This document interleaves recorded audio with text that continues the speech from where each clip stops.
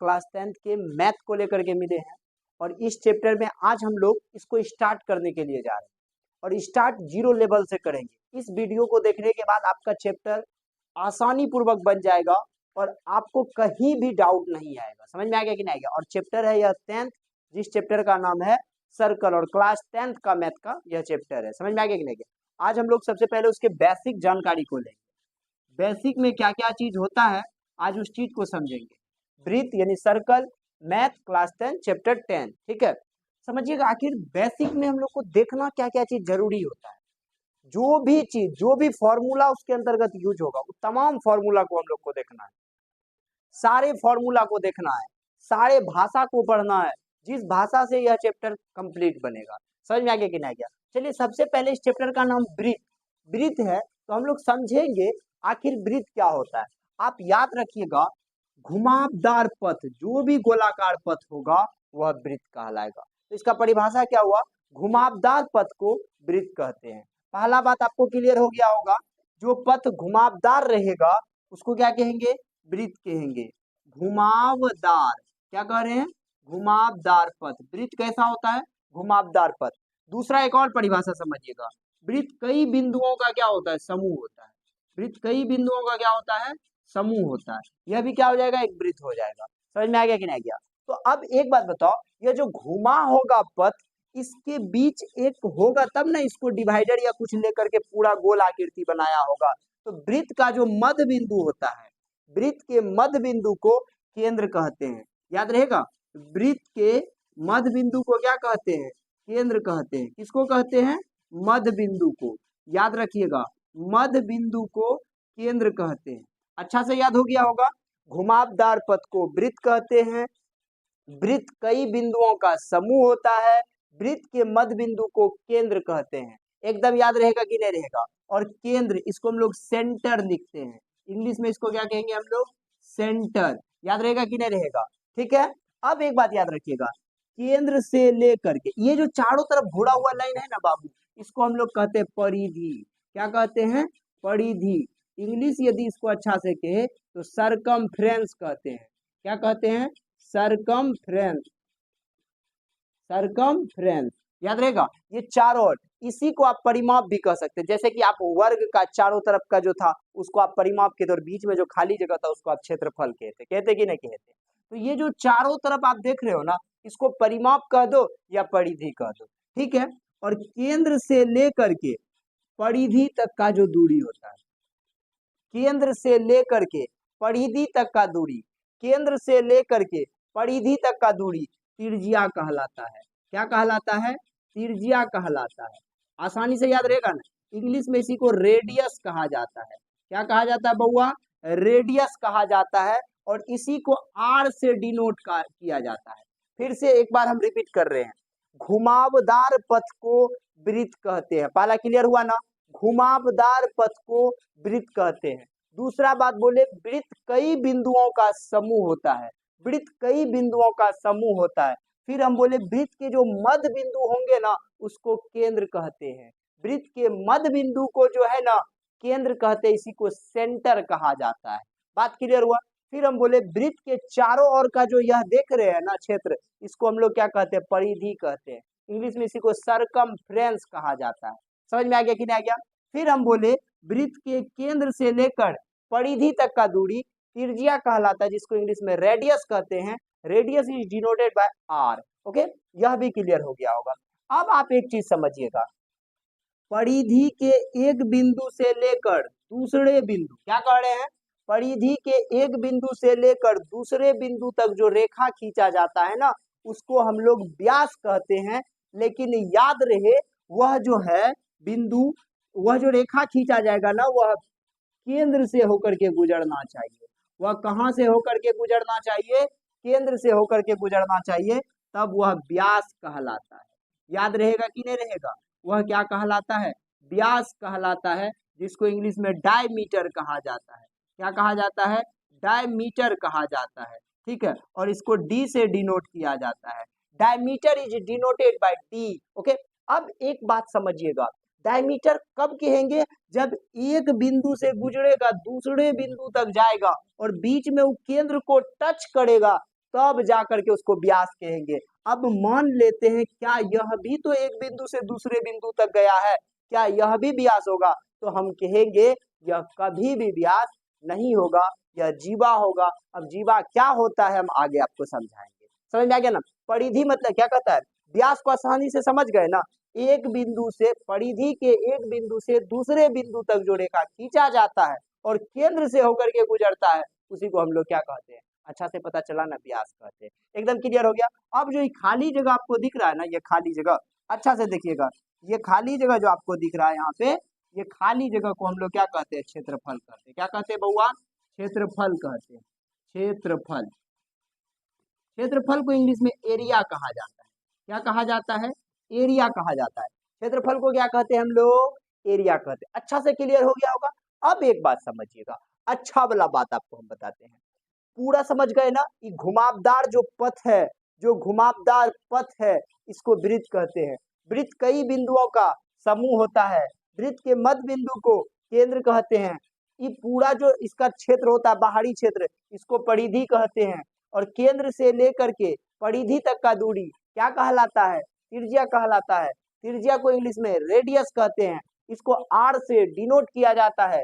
परिधि के एक बिंदु से दूसरे बिंदु तक का दूरी व्यास कहलाता है।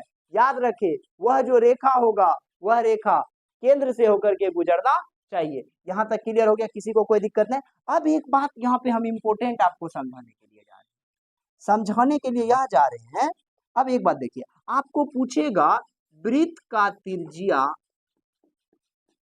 वृत्त का त्रिज्या बराबर क्या होता है? अब एक बात बताइए, देखिए यहाँ वृत्त का जो त्रिज्या है यानी आर, आर यदि हमको निकालना है तो अब एक बात बताइए, पूरा को क्या कहते हैं? डी कहते हैं ना? डी कहते हैं, यानी कि व्यास बटे 2। यदि हमको व्यास दिया हुआ है, मान लेते हैं आपके पास व्यास है 10 सेंटीमीटर, कहेगा क्वेश्चन यदि किसी वृत्त का व्यास 10 सेंटीमीटर है तो उसकी त्रिज्या होगी। तब आप क्या करोगे? लिखोगे वृत्त का त्रिज्या, क्योंकि हमको त्रिज्या मांग रहा है, तो वृत्त का त्रिज्या बराबर व्यास बटे 2। व्यास है हम लोगों के पास 10, 10 बटे 2 कटा दिए तो त्रिज्या हो गया 5 सेंटीमीटर। तो आपको पता चल गया ना त्रिज्या क्या हो गया? 5 सेंटीमीटर। व्यास कितना भी देगा ना, हम लोग उसका त्रिज्या फटाक से निकाल करके दे देंगे। समझ में आ गया कि नहीं गया? तो R बराबर D/2 हम लोगों के पास एक फॉर्मूला का आविष्कार हो गया, R बराबर D/2। अब यहाँ एक बात और हम लोगों को समझना है। समझना क्या है? यदि हम लोगों को R दे दिया है, कहा R 5 सेंटीमीटर है, यदि आपको औकात है तो आप D बराबर निकाल करके दिखाइए। तो हम क्या करेंगे? अब एक बात बताते हैं, R और देखिए यहाँ पे कितना आर हो गया। यदि व्यास में पूछे, एक क्वेश्चन पूछ दे, आप बताइए एक वृत्त के व्यास में कितना आर होगा? तो 2 आर होगा। याद रहेगा कि नहीं रहेगा? यदि हम इसको 2 गुना कर दे तो D बराबर हम लोगों के पास आ जाएगा एक फॉर्मूला 2R। क्या आ जाएगा? कैसे आएगा समझिएगा।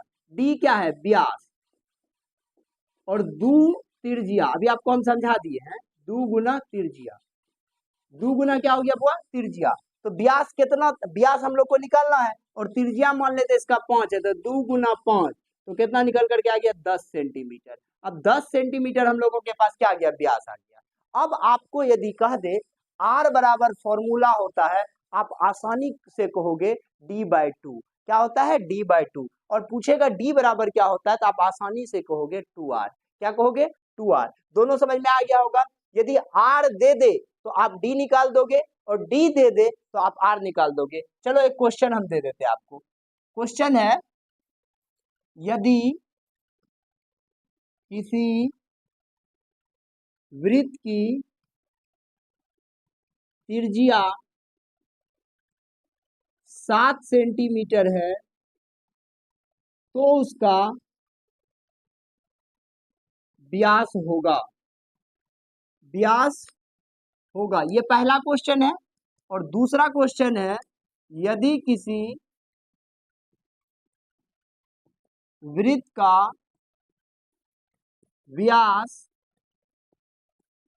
5 सेंटीमीटर है तो उसका त्रिज्या होगा, त्रिज्या होगा। तो उसका त्रिज्या क्या होगा? अब देखिए पहला में क्या क्या है, यदि किसी वृत्त की त्रिज्या 7 सेंटीमीटर है तो उसका व्यास ज्ञात करना है। हम लोगों को आर दे दिया है, आर 7 सेंटीमीटर है, निकालना हम लोगों को डी है, और हम लोग को पता है डी बराबर क्या होता है फॉर्मूला, जल्दी बताइए डी बराबर क्या होता है। हम लोग को पता है डी बराबर होता है 2r, 2r तो 2 इंटू आर कितना है 7, तो 7 दूना कितना हो गया बउआ 14 सेंटीमीटर। समझ में आ गया कि नहीं आ गया। अब देखिए यदि किसी वृत्त का व्यास 5 सेंटीमीटर, या हम लोगों के पास व्यास है यानी डी है, डी बराबर 5 सेंटीमीटर, तो उसका त्रिज्या निकालिए यानी आर निकालना है, आर बराबर 1। और अभी हम लोग जस्ट फॉर्मूला पढ़े हैं, आर बराबर होता है डी बाई 2, यानी डी है 5, तो 5/2 कटा देंगे तो निकल करके आ जाएगा 2.5। समझ में आया कि नहीं आया, एकदम आ गया कि नहीं आ गया, एकदम आ गया होगा। अब हम एक क्वेश्चन आप लोगों को दे देते हैं, क्वेश्चन यही दे देते हैं, यदि किसी वृत्त की त्रिज्या 14 सेंटीमीटर है तो उसका व्यास ज्ञात करें, उसका व्यास ज्ञात करें। ठीक, त्रिज्या दिया हुआ है, यहाँ पे आपको व्यास निकालना है। दूसरा क्वेश्चन है बउआ, यदि किसी वृत्त का व्यास 7 सेंटीमीटर है तो उसका वृत्त का व्यास 7 से, तो उसका त्रिज्या ज्ञात करें, त्रिज्या ज्ञात करें। आप यदि समझ गए हो ना अच्छा से, तो आप इस दोनों क्वेश्चन का जवाब हमको अवश्य दीजिएगा कमेंट में। समझ में आ गया कि नहीं आ गया, एकदम दीजिएगा, जिससे हमको विश्वास हो जो मेरा विद्यार्थी पढ़ रहा है वह पूरा का पूरा सीख रहा है ना। अब थोड़ा सा आगे चलिए, अब इसमें हम लोग त्रिज्या और व्यास को समझ लिए हैं, अब हम लोगों को इसमें एक चीज समझना है। क्या समझना है, देखिए, तो इस वृत्त का अब हम लोगों को परिमाप और क्षेत्रफल निकालना है। तो आप याद रखिएगा, वृत्त का परिमाप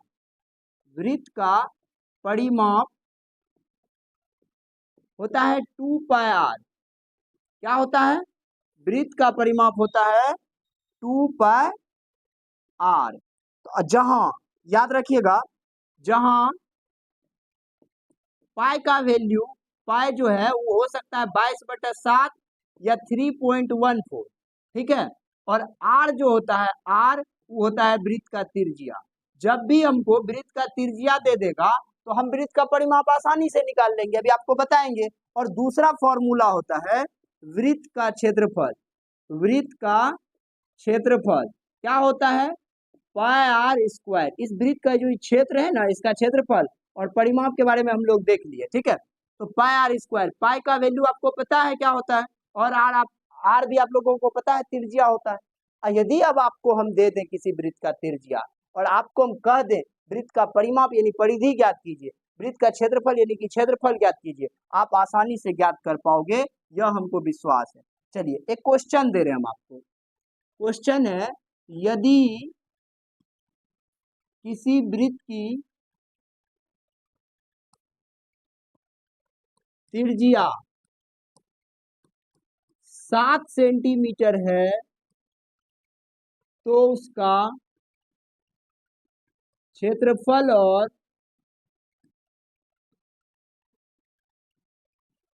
परिमाप ज्ञात करें, और परिमाप ज्ञात करें, ठीक है। अब हम लोगों को सबसे पहले इसमें दिया क्या हुआ है, इस बात को पकड़ना पड़ेगा। यहां हम लोगों को दिया है वृत्त की त्रिज्या। सवाल को पढ़िए, यदि किसी वृत्त की त्रिज्या 7 सेंटीमीटर, तो वृत्त की क्या दिया हुआ है बउआ, त्रिज्या कितना दिया हुआ है, तो 7 सेंटीमीटर दिया हुआ है। उसका क्षेत्रफल और परिमाप ज्ञात करें, तो हम लोगों को क्या निकालना है, वृत्त का क्षेत्रफल। तो वृत्त का क्षेत्रफल क्या होता है, पाई आर स्क्वायर। पाई का वैल्यू कितना होता है बउआ, 22/7। फिर से समझिएगा, वृत्त का त्रिज्या दिया हुआ था, निकालने के लिए कह रहा उसका क्षेत्रफल, तो वृत्त का क्षेत्रफल होता है पाई आर स्क्वायर। पाई का वैल्यू 22/7, आर कितना है 7, 7 का स्क्वायर मतलब 7 गुना 7, कोई दिक्कत, स्क्वायर है तो 2 बार, इस 7 से इस 7 कट गया, और इसको यदि गुना करेंगे तो गुना करके आएगा 154 सेंटीमीटर स्क्वायर आंसर। तो क्या निकल करके आ गया बउआ, वृत्त का क्षेत्रफल। और फिर क्या कर रहा, और परिमाप ज्ञात करें। अब हम लोगों को वृत्त का परिधि यानी कि परिमाप, वृत्त का परिधि निकालना है। और आपको पता होगा वृत्त का परिधि होता है 2πr, 2 पाई का मान 22/7, r 7 है, इस 7 से 7 कट गया, 22 दूना कितना हो गया, 44 सेंटीमीटर। क्या आप क्षेत्रफल और परिमाप आसानी से निकालने सीख गए हैं ना? तो आपको हम एक क्वेश्चन दे रहे हैं, और यह क्वेश्चन को आपको करके कमेंट बॉक्स में जवाब देना है ना? क्वेश्चन क्या है समझिएगा, क्वेश्चन है यदि किसी वृत्त की त्रिज्या 14 सेंटीमीटर है तो उसका क्षेत्रफल और परिमाप ज्ञात करें, परिमाप ज्ञात करें। आज का सवाल यहीं तक रहने देते हैं। आज हम लोग इस बेसिक को समझे होंगे, बहुत सारे डाउट क्लियर हुआ, और 2 नंबर तो फिक्स है, यहाँ से एक क्वेश्चन पूछेगा ही पूछेगा। मिलते हैं हम लोग नेक्स्ट वीडियो में, जरूर इसका जवाब दीजिएगा, पीछे भी 2 क्वेश्चन दिए हैं। तब तक के लिए आप लोग इस चैनल को ज्यादा से ज्यादा दूर तक शेयर कीजिए, सब्सक्राइब कीजिए, अपना प्यार और आशीर्वाद दीजिए, जो कि हमको भी थोड़ा सा मन लगे मेहनत करने में, क्योंकि आपको मन लगेगा तब हमको मन लगेगा, और हमको मन लगेगा तब आपको मन लगेगा, क्योंकि शिक्षक और स्टूडेंट एक दूसरे का पूरक होता है। याद रखिए, आप किसी भी शहर किसी भी गांव से है तो आप कभी भी यदि पूर्णिया घूमने आइएगा तो अपना ऑफलाइन सेंटर पे हमसे जरूर मिलने के लिए एक बार आइएगा, है ना? तब आपको पता चलेगा बेहद क्या होता है, बेहतर क्या होता है, प्रिंस सर क्या होता है, पीके झा सर क्या होता है। समझ में आ गया कि नहीं? मिलते हैं हम लोग नेक्स्ट वीडियो में, तब तक के लिए बाय बाय।